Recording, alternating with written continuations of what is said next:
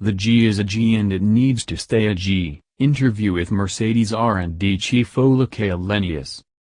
At the Detroit Auto Show, we got a chance to sit down with Ola Kaellenius, the head of Mercedes Research and Development.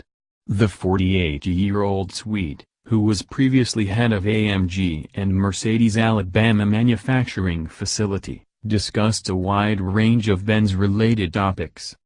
On the 2019 Mercedes-Benz G-Class introduced in Detroit, and how you make it better on road without sacrificing its off-road capability.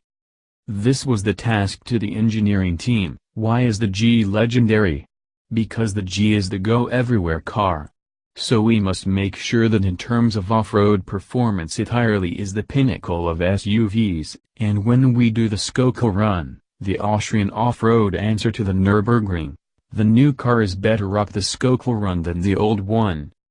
At the same time, needless to say, for the on-road performance, an independent front suspension is preferable.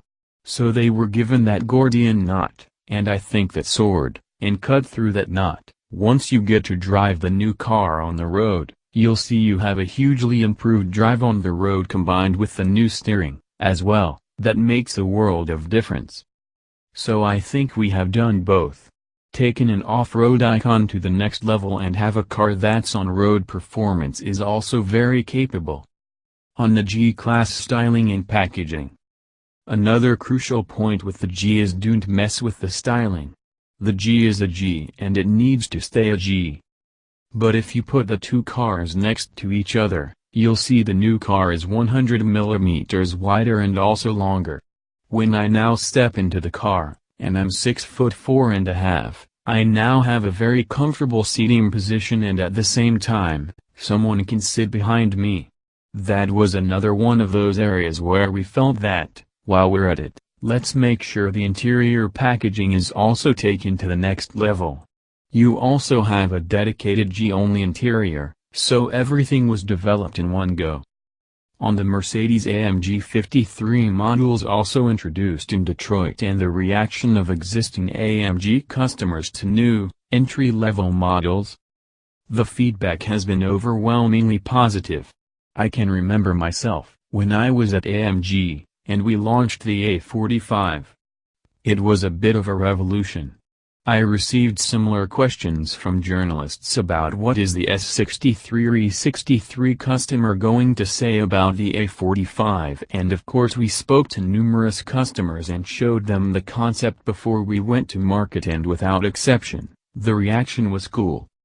You have to be authentic in every segment. If you're an E63 customer, maybe an A45 is something you buy for your son or for your daughter. Or maybe you just buy it for yourself as a fun car. It needs to be authentic. Every segment where we have broadened the portfolio of AMG, we have made sure it is 100% AMG.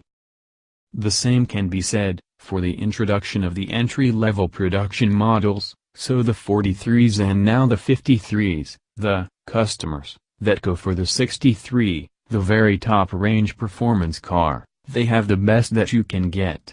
But they don't mind that there's a segment between the regular series car and the full Monty, if you will, that offers an entry point into the AMG family. It's almost as if 63 is a brand within a brand.